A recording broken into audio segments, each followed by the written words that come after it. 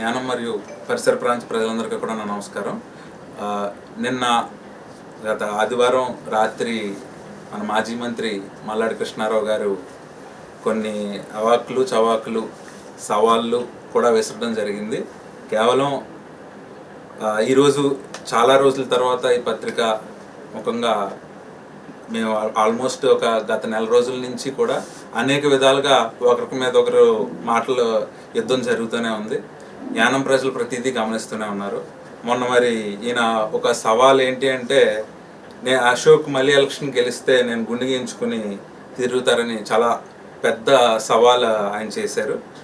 దానికి మరి ముఖ్యంగా ఈయన గత 2021 ఎలక్షన్ టైంకి కూడా మాజీ మంత్రి గారు మీ బాబుకి చూపిస్తా, మీ మావయ్యకి చూపిస్తా, మీ తాతకి చూపిస్తా, లేకపోతే నీకు చూపిస్తాను అని చెప్పి చాలా చెప్పించారు. చాలా ఇంకా రకరకాల ప్రేలాపనలు పేలారు. ఆయన చూపించింది ఏంటో కూడా నాకు ఇప్పుడు వచ్చేం అర్థం కాలేదు, కనబడలేదు. లేకపోతే నేను అవినీతిపరుని అయితే పేక కోసుకుంటానన్నారు, లేకపోతే ఊరు వదిలి వెళ్ళిపోతానని చెప్పి మాజీ ముఖ్యమంత్రి జగన్మోహన్ రెడ్డి గారి సభలో, నిండు సభలో 1,00,000 మంది సభలో ఆయన చెప్పారు. మరి ఈ మాటలన్నిటికీ ఒక సమాధానం చెప్పి యానం ప్రజలందరికీ కూడా నేను గుండె గీసుకుంటాను, లేకపోతే సొన్నం బొట్లు పెట్టుకుంటాను, ఇలాంటి మాటలు మాట్లాడితే చాలా బేషుగ్గా ఉంటుంది. యానం ప్రజలందరికీ కూడా ఈ పేకాట క్లబ్బులు అనేది నిజంగా అక్కడ పేకాట క్లబ్ నడుస్తుందని చెప్పి నాకు ఒక 10-15 రోజులు ఆ కోర్టు ఆర్డర్ ఏదో వచ్చిన తర్వాత మున్సిపల్ కమిషనర్ గారు నాకు చెప్పడం జరిగింది. తట్టు కూడా నేను ఆర్ఓ ఆఫీస్లో మీటింగ్ జరిగి వచ్చిన తర్వాత చెప్తే, ఎట్టి పరిస్థితుల్లోనే అటువంటివి కూడా రిపీట్ అవ్వకూడదు అని చెప్పి ఇచ్చిన వెంటనే ఆయన నోటీసు ఇలాగ 10 డేస్కి మనం పర్మిషన్ కోర్టు ద్వారా ఇవ్వడం జరిగిందండి. ఆ 10 డేస్కి అయిపోయిన తర్వాత మనం పూర్తిగా కూడా దాన్ని క్లోజ్ చేసే రైట్ మనకి ఒక క్లాజ్ దొరికింది. దాని ద్వారా మేము క్లోజ్ చేస్తామని చెప్పి ఆయన చెప్పడం జరిగింది. ఆయన ఇలా నేను ఈ 4 డేస్ ఈ వైరల్ ఫీవర్ వల్ల నేను ఆ రోజు లోకల్లో కూడా లేకపోవడం ఉంది. వెంటనే కూడా ఆయన ఇలా ఆయనకు క్లోజర్ నోట్ ఇచ్చి నాకు వాట్సాప్లో పెట్టి వెంటనే కాల్ చేసి మున్సిపల్ కమిషనర్ అనే వ్యక్తి, సార్ మీరు చెప్పినట్టే మేము అన్నీ కూడా చేయడం జరిగిందని చెప్పారు. మరి ఈయనకి యానంలో మరి ఏ సమస్య లేనట్టు ఓన్లీ పేకాట పేకాట పేకాట. ఇది యానం అనే ఒక ఊరిలో ఇంకే సమస్యలు ఉండవండి, నాకు అర్థం కాదు. ఓన్లీ యానంలో పేకాట పేకాట పేకాట. ఎక్కడి నుంచి ఢిల్లీ వరకు వినిపించే అరుపు పెద్ద గట్టిగా అరిసేస్తే యానంలో ఏం అభివృద్ధి జరిగిపోయిందో 25 ఏళ్ళ నుంచి నాకైతే ఏం కనబడట్లేదు. ఒక రేజెన్సీ సంస్థ వచ్చి వెళ్ళిపోతుందంటే ఆయన మొత్తం వాళ్ళందరూ కూడా నా కాళ్ళ దగ్గరికి వస్తే నేను చేసేస్తాను, లేకపోతే రకరకాలు నేనేదో పెద్ద తోపు లేకపోతే తురుము లేకపోతే చాలా గొప్పోడని నేను. ఎంతమంది రాజకీయ నాయకులు, ఎక్స్ సీఎం గారు, నేను వైద్యలింగం గారు అనే వ్యక్తి నీ భోగవతం అంతా ఒక రోజు అవ్వలేదు మాట్లాడి ప్రెస్ మీట్లో యానం ఏ రకంగా నాశనం అయిపోయింది, ఏ రకంగా ఇబ్బంది పడుందని చెప్పి. ఈ పేకాట అనే దానికి ఆల్మోస్ట్ ఒక టైంలో ధర్నా, అమర నిరాహార దీక్ష చేసాం, అసెంబ్లీలో ధర్నా చేసి ముగించడం జరిగింది. ఆ తర్వాత ప్రతిరోజు ఇది ఒక అసెంబ్లీలో సీఎం గారు ఉంటారు, ముఖ్యంగా మంత్రులు ఉంటారు, అందరూ ఉన్న దాంట్లో ఇటువంటివి రాకుండా ఒక చట్టం ఎందుకు చేయించలేకపోతున్నారండి, నాకు అర్థం కాదు. ఇది ఎమ్మెల్యే సంతకం పెడితేనో లేకపోతే ప్రజాప్రతినిధి పిలిస్తేనే వచ్చేసి పేకాట క్లబ్బులు నడిపేయడానికి ఏమైనా అవకాశం ఉందా ఎక్కడైనా? ఏ రకంగా ఇతను మాట్లాడతాడు? ముందు రోజు మూసేశారు, తర్వాత రోజు వెళ్ళి ధర్నా చేయడం. వేర్ ఈజ్ యానం ఎమ్మెల్యే అని ప్లకార్డ్. దేనికి నేను స్పందించాలా నాకు అర్థం కాదు. ఒక ప్రభుత్వంలో ముఖ్యమంత్రి ఉన్నారు, మంత్రులు ఉన్నారు, అన్ని రకాలుగా అన్ని మేము చేయగలిగింది అన్ని చేసాం. ఒక టైంలో ఏంటి అంటే చేసి అయినా కూడా ఒక ముఖ్యమంత్రి నా జోబులో ఉన్నారు, నేను ఏదైనా చేయగలను, నేను ఏదైనా నడిపించగలను, ఏదైనా చేయగలను. కానీ పేకాట క్లబ్ మాత్రం నువ్వు ఆపలేవు. యానంలో అన్ని పనులు నేనే చేసేస్తున్నాను, యానంలో అన్ని నేనే చూస్తున్నాను, కానీ పేకాట క్లబ్ మాత్రం నువ్వు ఆపలేవు. అది ఓన్లీ ఎమ్మెల్యే చేయగలుగుతాడు. నేను ఈ క్షణం కూడా చెప్తున్నానండి, యానం నేను వచ్చిన తర్వాత అభివృద్ధి జరిగిపోయింది అని నేను చెప్పట్లేదు, కానీ అభివృద్ధి అడ్డుకుంటున్న మాత్రం మాజీ మంత్రి మల్లాడి కృష్ణారావు అనే వ్యక్తే.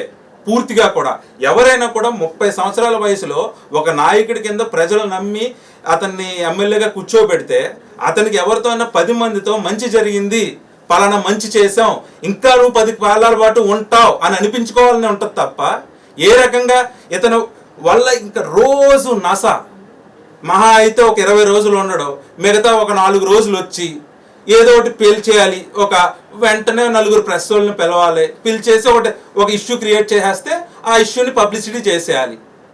సింపుల్గా రాజకీయ విధానంలో డైవర్షన్ పాలిటిక్స్ అన్నమాట. ఇవన్నీ ఏంటి అంటే ఏదో రకంగా తప్పు వేసేయాలి మీద. ఖాళీగా ఉన్నారు కదా, ఆల్రెడీ 4 రకరకాలుగా అభివృద్ధి ఎలాగో మనం ఆపేసాం, దాని మీద ఎలాగో ఇది వెళ్ళిపోతుంది, ఇది కూడా వేసేస్తే పడి ఉంటుంది. ఏంటి ప్యాకాట్ క్లబ్లు అనేది? నేను ఏమన్నా సంతకాలు పెట్టి లేకపోతే ఎవరైనా దీనికి ఏమన్నా ఇచ్చి తీసుకొచ్చారా అండి? నాకు అర్థం కాదు. ప్రజలు కూడా ప్రతి ఒక్కరు కూడా గమనించాల్సింది ఉంది. ఎవరు పడితే ఏది పడితే అది రాసేస్తున్నాడు, సవాళ్ళు ఇస్తులేస్తున్నాడు.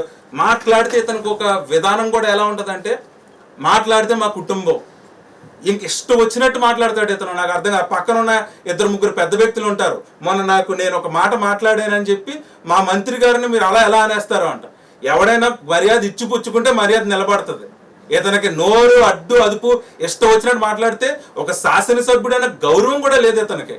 నేను ఎప్పుడు మాట్లాడినా ఆయన కుటుంబంలో ఆయన వాళ్ళ బిడ్డను కానీ వాళ్ళ వైఫ్ని కానీ తండ్రిని కానీ తల్లిని కానీ ఏ రోజు కూడా తప్పుగా మాట్లాడింది లేదు. మీరు పాత్రికేయ మిత్రులు ఎంతమందిని ఉన్నప్పుడు కూడా ఎంత చులకనగా ఒక శాసనసభ్యుని కాదు ఒక మనిషిని కూడా మనం మాట్లాడాం. అలాంటి వ్యక్తి ఇష్టం వచ్చినట్టు మాట్లాడుకుంటూ పోతుంటే ఎవరు ఊరుకునేదండి? యానం ప్రజలందరూ ప్రతిదీ గమనిస్తూనే ఉన్నారు. ఇదే వ్యక్తి రేజెన్సీ సుమారు ఆయన వచ్చి ఇన్ని కోట్లు ఖర్చు పెట్టి ఆయన మొదలు పెట్టినప్పుడు దాన్ని ఆపడానికి నువ్వే చూస్తున్నావు. ఆయన ప్రెస్ మీట్ పెడతారు, ఇంకొక కొన్ని రోజులు పెడతాను స్టేట్మెంట్ కూడా ఇవ్వడం జరిగింది కదా. దేనికి రేజెన్సీ ఆగింది? ఎందుకు వెళ్ళిపోతుంది? ఎందుకు నువ్వు అడ్డుపడ్డావు? ఇలాంటివన్నీ నువ్వు మాట్లాడింది లేదు. 25 సంవత్సరాల పాలనలో సుమారు పీడబ్ల్యూడీకి 1500 కోట్ల రూపాయలు వచ్చింది. 500 కోట్ల రూపాయల అభివృద్ధి కూడా యానం నోచుకోలేదు. పోనీ నేను ఒక శాసనసభ్యుడిని కొత్తగా వచ్చాను, నేను మాట్లాడుతున్నాను. నిన్న మాజీ ముఖ్యమంత్రి గారు వైద్యలింగం గారు ప్రజెంట్ ఎంపీ, ఆయన నోటితో ఆయన యానానికి ఏం చేశాడు? ఇతను యానం అనేది ఏమీ లేదు, నేను వచ్చి అభివృద్ధి చేశాను అనట్లేదండి. కానీ కేవలం నేను మంచే జరగాలి, మంచికి ఏ రకంగా పబ్లిక్ ఏ రకంగా తప్పు జరగకూడదు, చెడుని ఆపగలుగుతున్నాము అంతే తప్ప ఇతను ఇచ్చిన సవాలుకి ఎప్పుడు కూడా పూర్తిగా సిద్ధమండి. ఏ రకంగా రమ్మంటారు రమ్మని. ఎందుకంటే ప్రజలకి ఏం చేసినా ఏం చేయాల్సి వచ్చినా కూడా మేమేమైతే హామీలు ఇచ్చామో ప్రభుత్వం పూర్తిగా సహకరించిందా?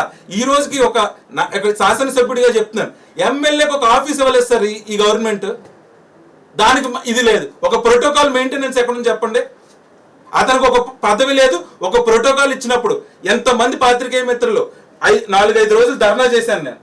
ఆ రోజు మీరు అడిగిన మంత్రులు వచ్చారు, గవర్నర్ గారు మాట్లాడారు, అందరూ కూడా ఉన్నారు. మీరు పాత్రికేయ పనులు ఇలా చిటికల్లో మీరు నిమ్మరసం తాగేస్తే అయిపోతాయి. 4 రోజులు ఇంకో చస్తే చచ్చింది ఆ రోజును కూడా, ఇంకొక 5 రోజులు ఉందిను, కానీ అయిపోతాయి. వచ్చి క్యాబరే డాన్సులకి వీటికి లేకపోతే ఫంక్షన్లకు వచ్చి సీఎం గారు వెళ్ళిపోతారు. నేను మాత్రం 4 రోజులు తిన్నాం మానేసి నేను అన్ని పనులు అడిగాను. ఆ పనులు ఈ రోజు వరకు జరిగినాయో చెప్పండి ఎవరైనా కూడా? ఏది కూడా లేదు. నేను ఒక శాసనసభ్యుడిగా ఒక 2 నెలల కాలం నుంచి ఈ క్షణం కూడా నేను మా వైఫ్ ప్రెగ్నెంట్గా ఉన్నారు. నా పనిలో నేను తిరుగుతుంటే నేను ఆవిడ్ని చూసుకోవడం ఉంటుంది, ఒక పక్కన యానంలో ఇది ఉంటుంది, అన్ని రకాలుగా కూడా నేను నా తాపత్రం అంటే నువ్వు ఎక్కడికి వెళ్ళావు నాకు తెలుసు. నేను మరి మనకులా చెన్నీళ్ళు తమరలాగా పెద్ద ఇల్లు అన్ని చోట్ల అన్ని బొక్కలు పెట్టుకోలేదండి. మాకు కుటుంబం ఉన్నది, మేము అన్ని కూడా నీట్గా ఎలా వ్యవహరించుకోవాలని. రాజకీయంగా ఏంటి అంటే ప్రత్యర్థులు ఒక గౌరవం ఇస్తారు ఒక కుటుంబానికి. ఇంట్లో మీ ఇంట్లో ఫంక్షన్ జరిగితేనే మా ఇంట్లో బాధ వస్తేనే పంచుకునేలా ఉండాలి రాజకీయం అనేది. ఏ పక్కన ఉన్న శాసనసభ్యులు ఎవరు అలా లేరా? యానం వచ్చేటప్పటికి ఒక శత్రుత్వం, వాళ్ళ ఇంట్లో గొడవలు మా ఇంట్లో గొడవలు. ఏంటి నాకు ఏదో కొత్తగా నువ్వు నా కాళ్ళు పట్టుకున్నావు లేకపోతే రేజెన్సీ నాయుడు గారు కాళ్ళు దగ్గర కూర్చున్నావు అని మాట్లాడు. నాకు అర్థం కాదు. 85 సంవత్సరాల వయసు అయింది. ఆ రోజు నిజంగా ఆయన దగ్గరికి వెళ్తే ఆయన నిజంగా నా బిడ్డ లాంటోడు, నీకు నిజంగా యానంకి అన్యాయం జరిగింది, ఎలక్షన్ డైవర్ట్ కాబట్టి నేను వచ్చాను అని చెప్పి చేతులు ఇలా పట్టుకుని ఆయన మాట్లాడి అంతే తప్ప నిజంగా నేను దైవ సాక్షిగా నేను కాళ్ళు పట్టుకోవడానికి కూడా నేను సిద్ధమే. యానం పేరు బాగుపడుతుంది, యానం బాగుపడుతుంది అంటే దానికి కూడా నేను సిద్ధమే.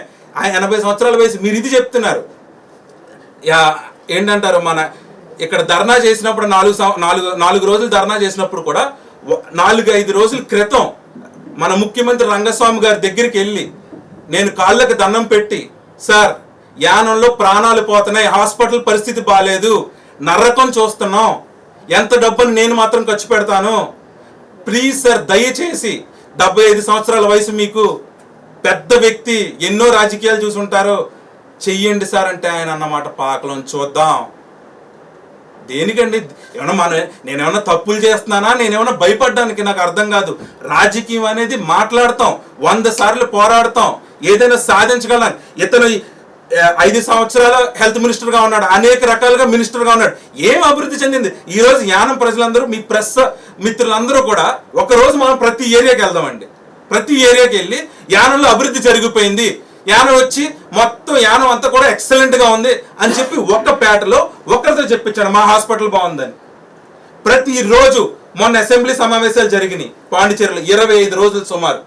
ఒక్క న్యూస్ ఛానల్లో నేను ఇచ్చుకుంటే నా న్యూస్ వస్తుంది. ఇదా అండి యానం ప్రజలకు మనం చూపించేది? ఏం చూపించాం మనం 25 రోజులు? అక్కడ ఏం మాట్లాడాడు ఎమ్మెల్యే? ఎవరైనా కూడా ఏదైనా కూడా అక్కడ ఏం జరుగుతుంది ఇక్కడ రాయడానికి ఉండాలి. మేము మెసేజ్ పెడితే నేను మాట్లాడింది పెట్టచ్చు, మాట్లాడింది పెట్టచ్చు, కానీ ఆంధ్రాలో జరుగుతున్నాయి సార్, మీరు అందరూ చూస్తున్నారు, ఇలాగే ఉన్నాయి సార్ సమావేశాలు. ఎక్కడో 900 కిలోమీటర్ల దూరంలో ఉన్నాం. అక్కడ ఏం జరుగుతుంది, మంచి చెడు ప్రజలకు తెలిస్తే రాజకీయ పరిస్థితి తెలుస్తుంది. ఇక్కడున్న పాత్రికేయ మిత్రులందరినీ కూడా చాలాసార్లు కోరడం జరిగింది. ఏంటి అంటే మంచి చెడైనా రాయండి, 100% వాళ్ళకి తెలియాలి ప్రజలకి రాజకీయ ఇబ్బందులు ఏంటో. ఆయన ఎవడేదో చెప్పాడు, నేనేదో చెప్పాను, ఈ రాతల కంటే ప్రజలకి పూర్తిగా అవగాహన కల్పించండి. ఏం జరుగుతుందో అక్కడ, మొన్న జరిగిన దాంట్లో ఏం కోరాం, ఏం చేశారు, సీఎం గారిని ఏం అడిగాం, ఏమి తిరగబడ్డాం, ఏం యానం ప్రజలకు కావాలని ఏమీ లేవు, రాసింది లేదేమీ, ఎక్కడ కనిపించింది లేదండి. కేవలం చెప్తాను, సవాళ్ళు ఇసిరేడాలు, గుండెకి ఏం చేసుకోవడాలు అన్నిటికీ సిద్ధం. ప్రజలకి ఏవైతే మాట ఇచ్చామో అది నీ గవర్నమెంట్ నువ్వు చేసింది. నేను ఇండిపెండెంట్ ఎమ్మెల్యేగా సపోర్ట్ ఇచ్చాను, నువ్వు అదే గవర్నమెంట్లో ఢిల్లీ ప్రతినిధి అనే పదవితో నువ్వు పలానా, దాన్ని ఏంటి మళ్ళీ దానికి ఒక స్టేటస్, మినిస్టర్ స్టేటస్ అండి, మినిస్టర్ స్టేటస్. ఆ మినిస్టర్ స్టేటస్తో ఏం పీకేసాం, ఏం చూపించాం, ఏది నువ్వు ఏ రకంగా? నేను ఒక శాసనసభ్యుడిగా 30 సంవత్సరాల వయసులో నేను పేకాట క్లబ్బులు నేనే తెచ్చేశాను, నేనే పేకాటలు నడిపించేశాను, చూపించు. నేను ఒక శాసనసభ్యుడినే. ఆంధ్రాలో కూడా 175 నియోజకవర్గాల్లో మొత్తం ఒకే సింగిల్ పార్టీ గెలవదు. 11 సీట్లు మొన్న ఇటు గెలిచింది, మిగతా వాళ్ళు పవర్లో ఉన్న వాళ్ళు గెలిచారు. అంటే 11 సీట్ల వాళ్ళకి కొన్ని ఇబ్బంది అంటే పక్కన పెడదాం, మిగతా వాళ్ళందరికీ కూడా వీళ్ళకి ఏం జరుగుతుందో వాళ్ళకి అదే జరుగుతుంది కదా సార్, ఆ 11 సీట్లకు కూడా. కానీ యానంలో అది లేదండి. ఈరోజు పొద్దున్న ఒక రైతుల మీటింగ్కి వెళ్ళాం, అక్కడ కూడా యానాన్ని పూర్తిగా పక్కన పెట్టారు. ప్రజలు గమనిస్తున్నారు సార్. కానీ విషయం ఏంటంటే రోజు రోజు రోజు చిరాకు వస్తుంది. ఎందుకంటే మంచి జరిగితే వేరు, చెడే చెడు చెడు చెడు. ఏంటంటే గ్యాస్కు ఏక గ్యాస్ పోనీ నేను అంటే నమ్ముతారు, మీరు వినట్లేదు. మొన్న ఎక్స్ సీఎం గారండి వైద్యులంగా ప్రజెంట్ ఎంపీ, ఈ డైరెక్ట్గా చెప్తున్నాడు మీకు కరెంట్ ఛార్జీలు ఎందుకు పెరిగిపోయినాయి. మొట్టమొదటి కరెంట్ రేట్లు పెంచిన వెంటనే నేనే మొదటి అబ్జెక్ట్ చేసిన వాడినండి సీఎం గారికి, రేట్లు తగ్గించాలి. ఎందుకంటే ఒక శాసనసభ్యుడిగా నా ఇంటికే 25-30 వేలు వస్తుంది సార్. అంటే ఒక మినిమం నార్మల్ మనిషి ఇంటికి 1000 రూపాయలు 2000 అతను కూలి పనికి వెళ్తే అతను ఎలా కట్టుకుంటాడు? నిన్న ఆయన చెప్పాడు. కేవలం నేను అసెంబ్లీలో మాట్లాడి ఇక్కడ విషయం ఎలా ఉంది సార్, ఎలా కనకదొత్తుగా కాస్టింగ్స్ ఇలా అన్యాయం చేసింది కాబట్టి ఈ పరిస్థితి ప్రైవేటైజేషన్కి దిక్కొచ్చింది మన పరిస్థితి అని అంటే, అయ్యా అలా మాట్లాడకూడదండి. మనం ఏంటి మాట్లాడకూడదు, వాస్తవాలు ప్రజలకు తెలియాలి. దేనికి మనకు ఇబ్బంది పడుతున్నామని. నేను ఏమీ అన్యాయం చేయలేదు, ఏమీ పాడు చేయలేదు. యానంలో సుమారు యానంకి ఒక పేరు ఉంది సార్, మంచిగా టూరిజం బాగుంటుంది. నిజంగా పరిస్థితి ఉందో ఇప్పుడు మీరు చెప్పండి, ఎవరైనా పాత్రికేయ మిత్రులందరూ. ఎక్కడా లేదండి ఆ పరిస్థితి. యానానికి ఏంటంటే ఓ గ్యాస్ ఉంది మనకి, ఎలా అంటే ఫుల్గా గాలి కొట్టేసాం, అద్భుతాలు జరిగిపోతున్నాయి ఇక్కడ. ఏమి అద్భుతం లేదు సార్. హాస్పిటల్కి వెళ్తే మా దగ్గర మొన్న అసెంబ్లీలో మాట్లాడండి ఈ మాట, మా దాంట్లో పోస్ట్ మార్టం కూడా సరిగ్గా చేయరండి. దేనికండి బాధ మాకు? ప్రజలందరికీ కూడా మంచి చేసి ఎదరికెళ్దామనే ఒక యువ నాయకుడు ఎదరికొస్తాడు. కానీ ఇక్కడ జరిగేది ఏంటంటే రాజకీయం. పూర్తిగా ఎమ్మెల్యేని నిర్వీర్యం చేసేయాలా, నిర్వీర్యం చేసేసి ఏమి చేయలేడు, ఏదైనా ఉంటే నేనే చెయ్యాలా, నేనే చూపించాలా. ఏంటి నేను చూపించేది? మంచికి చూపించి ప్రజలందరూ కూడా గమనిస్తున్నారు అన్నీ కూడా. లేకపోతే అతి తక్కువ టైంలో ఒక నాయకుడు వచ్చేటప్పటికి ప్రజలు ఎందుకు కావాలనుకుని నన్ను ఇక్కడ కూర్చోబెట్టారు? ప్రజలు ఏం సార్ ఈరోజు ప్రజలు మీరే చూస్తున్నారు ఎంత ఇది కింద ఉన్నారో. దేనికి కూడా ప్రలోభపడో ఇంకో దానికో కాదు కదా. అతి తక్కువ టైంలో సార్ మీరు అందరికీ కూడా తెలుసు నా విక్టరీ అనేది ఏంటి అని. కేవలం ఒక ముఖ్యమంత్రి అవతల పక్కన నెగ్గుతారు అని తెలిసి కూడా ప్రజలు ఇక్కడ మన అనుకున్నవాడు మన మనిషి అని చెప్పి ఇక్కడ గెలిపించడం జరిగింది. కానీ ఏంటి ఏ రకమైన డెవలప్మెంట్ ఉంది సార్? సిఎస్ఆర్ నిధులు నాకు అర్థం కాదు. మీరు నంబర్ సార్ ఎమ్మెల్యే ఫండ్స్ నుంచి nominated MLA funds, MP, Rajya Sabha MP, తిరిగి మొన్న ఆంధ్రాలో ఒక రాజ్యసభ ఎంపీ గారి దగ్గర నుంచి కూడా డబ్బులు అడిగాను. పరిస్థితి ఏంటంటే డబ్బులు అడగడం విషయం కాదండి, పని జరగట్లేదు సార్.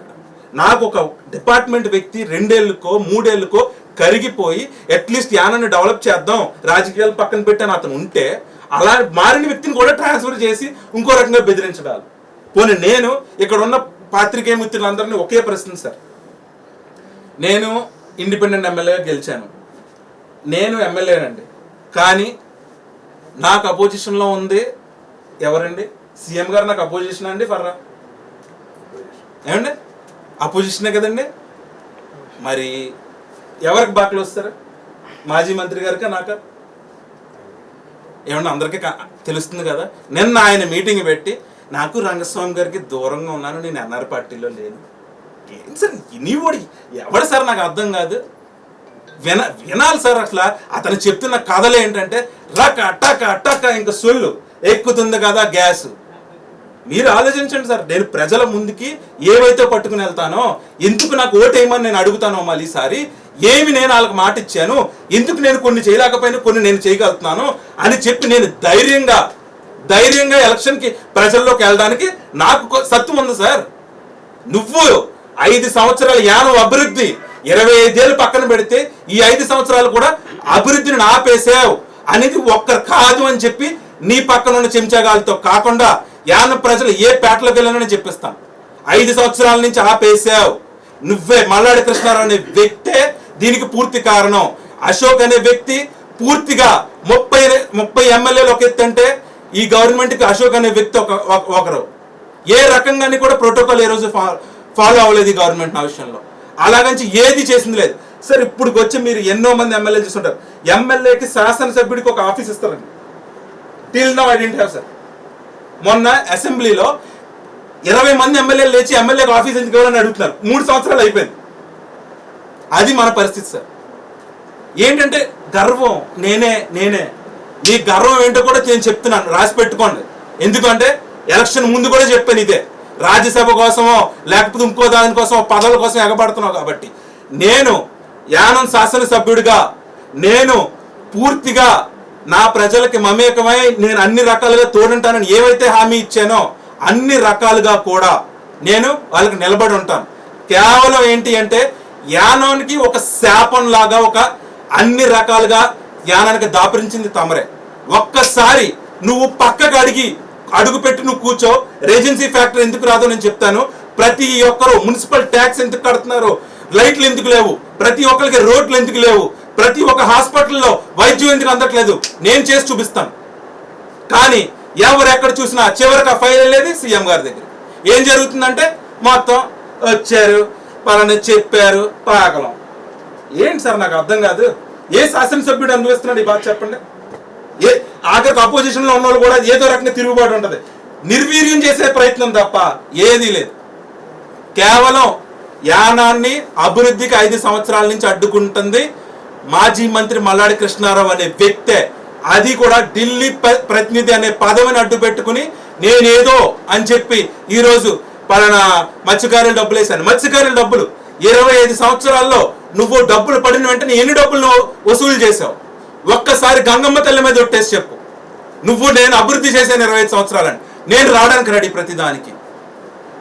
ఈ రోజు అశోక్ వచ్చిన తర్వాత ఏ మత్స్యకారు డబ్బులు కూడా వాళ్ళ డబ్బులు వాళ్ళ అకౌంట్లోనే పడ్డాయి, వాళ్ళే తిన్నారు. అంతకు మించి ఎవరిని వస్తే తోలు తీసేయమని చెప్పడం జరిగింది. ఈ రోజు మళ్ళీ 9 నెలల పైన డబ్బులు పడుతున్నాయి. అది వాళ్ళే తీసుకుంటారు, వాళ్ళ కుటుంబం అనిపిస్తుంది. కానీ కళ్యాణ మండపాలకి లేకపోతే తమరి విలాసాలకి వాటికి ఎవరికి ఇవ్వాల్సింది. అలాంటి ప్రతి మంచి పని నేను వచ్చిన తర్వాత అభివృద్ధికి కొంచెం టైం పట్టచ్చు, మంచి జరగడానికి టైం పట్టచ్చు ఏమో, కానీ చెడు మాత్రం జరగనివ్వలేదు సార్. ఈ పేకాట క్లబ్బులు కూడా నా నా ప్రమేయం కానీ నా సంతకాలు కానీ నాదేమీ లేదు. గవర్నమెంట్ అనేది ఒక చట్టం చేస్తే ఈ పరిస్థితి రాదు. ఇతనికి సీఎం గారు అంత క్లోజు, డైరెక్ట్గా సీఎంఏనండి. ఒక పక్కన ఇంకో ఎమ్మెల్యే కాదు, ఇంకోటి కాదు కదా.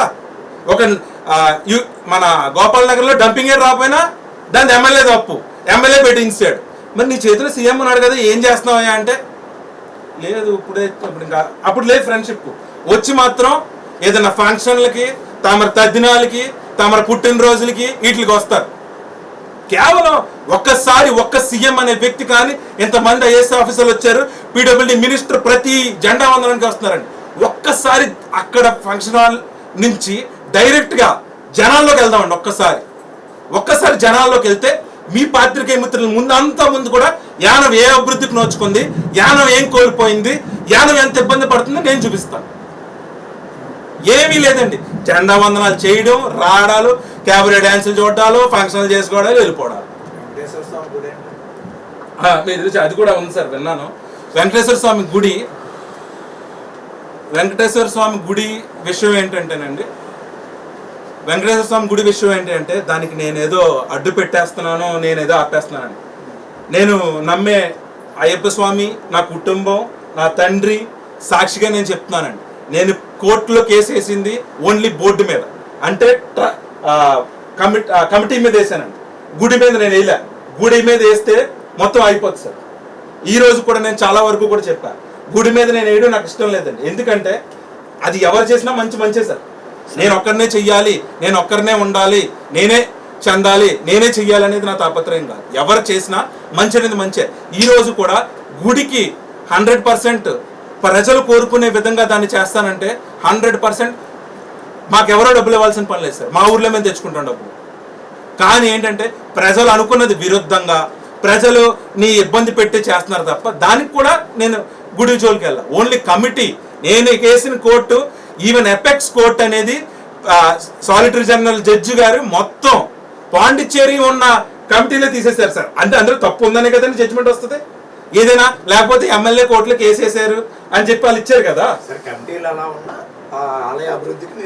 ఎప్పుడు సార్, ఎప్పుడు దైవ సాక్షిగా నా వెంకన్న బాబు తిరుమల వెంకన్న బాబు సాక్షిగా, అదే విధంగా మళ్ళీ మా వెంకన్న బాబు సాక్షి, మిసాల వెంకన్న సాక్షిగా ఎప్పుడు కూడా దానికి అడ్డం లేదు. ఎప్పుడు కూడా పూర్తిగా దానికి సపోర్ట్గా ఉన్నాం. ఇంకా మాజీ మంత్రి గారు ఎన్ని రకాలుగా అడ్డొచ్చినా కూడా ఇక ఈ 18 నెలల కాలాన్ని కూడా పూర్తిగా ఎలా అయితే ప్రజలకి చేరవేయాలో దాన్ని అన్నిటికీ కూడా సిద్ధం. ఆయన వెనకాలన్న మంత్రులు కానీ, ముఖ్యమంత్రి గారిని కానీ ఎవరినైనా తీసుకొచ్చి నేను చెప్పిన ప్రతి ప్రశ్నకి ఆయన సమాధానం, యానం అభివృద్ధి చెందిపోయింది మా ఎన్ఆర్ గవర్నమెంట్ లో. నేను రెడీ సార్, నేను రెడీ అండి.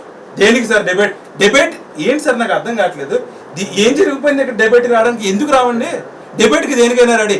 25 సంవత్సరాల యానం నాశనానికి అతను ఉండగా 3 సంవత్సరాల్లో నేనేం చేసేసాను నాకు అర్థం కాదు. డిబేట్ అంటే ఏంటి? నా గురించో, లేకపోతే మా ఫ్యామిలీ గురించో, లేకపోతే పేకాట క్లబ్ గురించో తప్ప ఇంకేమి డిబేట్లు ఉండవా సార్? ఉద్దేశం కాదు సార్. మీ ఇద్దరు కూర్చుంటే సక్రమంగా యానం అభివృద్ధి చెందుతుంది, గొడవలు ఉండవేమో అని ఉద్దేశం. అస్సలు అవ్వదు సార్.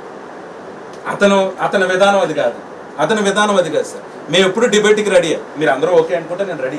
దాని గురించి చెప్పట్లే. అతను మాట్లాడే విధానమే మీకు కంటెంట్, ప్రజల దగ్గర నిజం మాట్లాడితే ఐఎమ్ రెడీ సార్. సొల్లు గ్యాస్ కొడితే ఎవరు వింటారు సార్? మాకు కూడా ప్రజలకి మంచి జరగాలనే తాపత్రయం. మీరు ఇంకొకటి కూడా చెప్తున్నా, కాళ్ళు పట్టుకోవడము, నేను ఎవరి కాళ్ళ కింద ఉండడము అని మాట్లాడుతున్నారు కదా. నా యానం బాగుంటుంది అనుకుంటే నేను ఎన్నిసార్లన్నా మొక్కడానికి రెడీ. దానికి నేను ఎప్పుడూ ఆలోచించట్లే. ఏజెన్సీ నాయుడు గారికైనా రెడీయే, రంగస్వామి గారికైనా రెడీయే, ఎవరికైనా రెడీయే. కాకపోతే విషయం ఏంటి అంటే అటువంటి మనుషులు ప్రాణం పోతుంది అని చెప్పి మన సీఎం గారికి చెప్పినప్పుడే లెక్క చేయలేదు, కరుణ లేదు, బాధ లేనప్పుడు నాకు ఇంకేంటి? అతని ఎండ్ ఆఫ్ ద థింగ్ ఏంటంటే రేషన్ కార్డు అవ్వలేదా, మళ్ళీ నెల వస్తాడు. ఇల్లుకి లోన్ రాలేదా, 4 నెలలకు వస్తాడు. ఇంకొక పని చెప్తారా, 2 సంవత్సరాలు అవుతాడు. ప్రాణం అనేది అవుతుందా సార్? ఆగదు. ప్రాణానికి ఆగడానికి లేదు. అక్కడే ఆయన కరగలేనప్పుడు ఇక్కడ ఏముంటుందని నా ఉద్దేశం. అట్టనే ఒక మాజీ మంత్రి అనే వ్యక్తి పలానా సీఎం గారికి ఈ విషయం చెప్తేనే అతను పట్టించుకోలేకపోతున్నారు.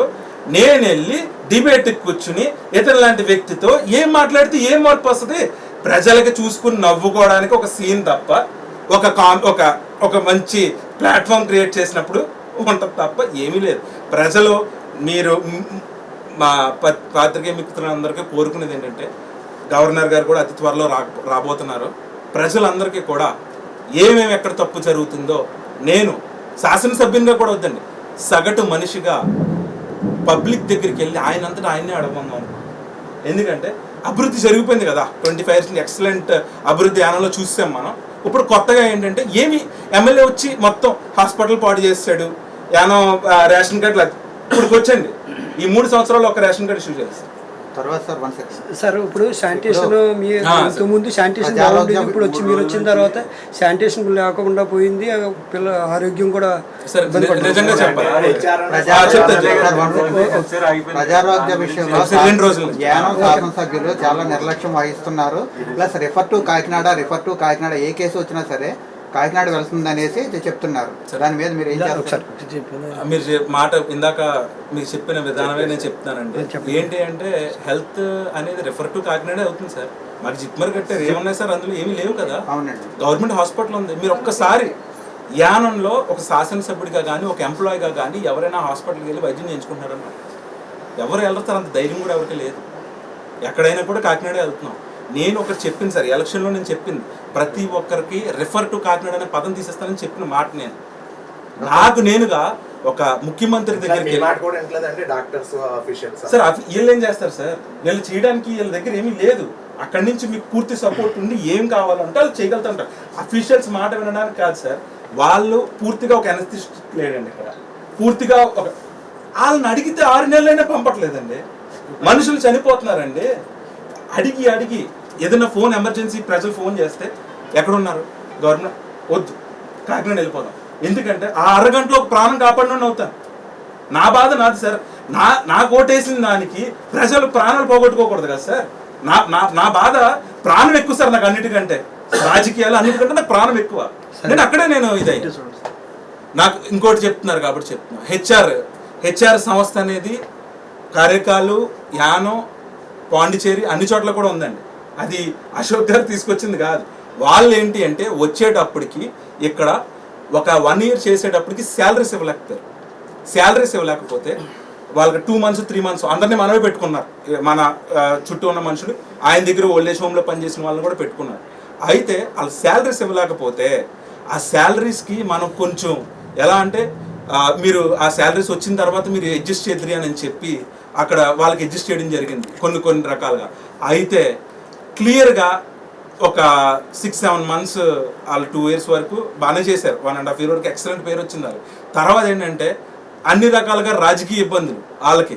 ఎలా అంటే ఈ కంప్లైంట్ ఆ కంప్లైంట్ 37 లక్షల రూపాయలు నాకు వచ్చేస్తున్నాయి. నేను నా సొంత డబ్బులండి. ఈరోజు కూడా ఆ రోజు 3 నెలలు ఈ ఓల్డ్ ఏజ్ హోమ్ అనే సంస్థ మానేస్తే 2.5-3 నెలలు నా సొంత డబ్బులు పెట్టి నేను యానికి మొత్తం చెత్త క్లీన్ చేయించాను. నాకు హెచ్ఆర్ సంస్థ నుంచి డబ్బులు వచ్చేస్తున్నాయి నిరూపిస్తే దేనికైనా రెడీ అండి. మేము ఒకటేంటంటే ఈ రోజు కూడా రాజకీయంగా నువ్వు కంపెనీని ఇబ్బంది పడుతున్నావు తప్ప అది కానీ ఒక్కసారి ఆ ఇబ్బందుల నుంచి పక్కకు తప్పుకుంటే అది పూర్తిగా మంచిగా జరుగుతుందో లేదో మీరు చూడండి. మీరు చూసి అప్పుడు మాట్లాడండి. కేవలం ఏంటంటే సార్ వెనకాల చేసేది ఒకటే, ఎదరు చూపించే స్టోరీ ఒకటే, అంతే తప్ప దీంట్లో పూర్తిగా అవాస్తవం. ఇదే కంపెనీ అయినా నాదేంటండి, అది వాళ్ళు ఎప్పటి నుంచో పాండిచేరి నాదే అయిపోద్ది, కరేకాల్ నాదే అయిపోద్ది, స్టేట్ మొత్తం నాదే, యానం ఒకటే. అలా ఎప్పుడు ఉండదండి. టెక్నికల్గా ఏంటంటే ఒకటి ఆల్రెడీ కొన్ని డైవర్షన్ మాటలు కొన్ని పక్క స్టేట్లలో కూడా మనం చూస్తున్నాం. పదే ఒకటే మాట చెప్తే అబద్ధాన్ని నిజం చేసేద్దాం అన్న తాపత్రయం తప్ప అందులో అంతకు మించింది ఏమీ లేదు. కేవలం చెప్పేది ఏంటి అంటే ఈరోజు ఆయన ఎన్ని పరగళ్ళాలు పలికినా అన్ని రకాలుగా కూడా పూర్తిగా అన్ని సొల్లు కవర్లు అవాస్తవాలు తప్ప ఒక శాసనసభ్యుడిగా పాత్రికేయ మిత్రులందరినీ కూడా కోరుతున్నాను నేను. యానంలో హెల్త్ 200% ఆయన గత టర్మ్లోనే ఆయన హెల్త్ మినిస్టర్ అద్భుతంగా ఉంది. అది కాకుండా మొన్న ఏ రకంగా పోలీస్ అండి డైరెక్ట్గా ఆయన సొంత కొడుకు పెళ్లికి పోలీసుల్ని ఎలా పడితే అలా వాడాడు. పోలీసులను మొన్న ఒక డిపార్ట్మెంట్లో నేను కూడా మొన్న ఒక అతన్ని తిట్టాను. దేనికంటే ఆ అమ్మాయి పరిగెట్టుకుంటా మా ఆఫీస్కి వచ్చి కంట్రీలో నీళ్లు పెట్టుకుంటే 10 మంది అలా 10 టీచర్స్ వచ్చారండి. అలా ఒక 20 మంది 30 మంది కేసులు వచ్చినాయి నా దగ్గరికి. ఒక రోజు మా ఆఫీసు పరిగెట్టుకుంటే ఒక ఆడపిల్ల వస్తే ఒక శాసనసభ్యుడిగా ఏమనలేదు సార్, నాకు ఈ కాగితం ఇవ్వలేదా, ఏమనలా.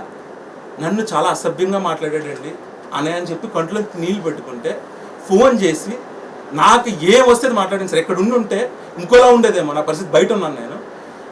ఆ పరిస్థితి కండి వెక్స్ అయ్యి ఒక శాసనసభ్యుడిగా ఆ అమ్మాయిని అది కూడా నేను చేయలేనా అనే పరిస్థితికి కోప్పడడం జరిగింది.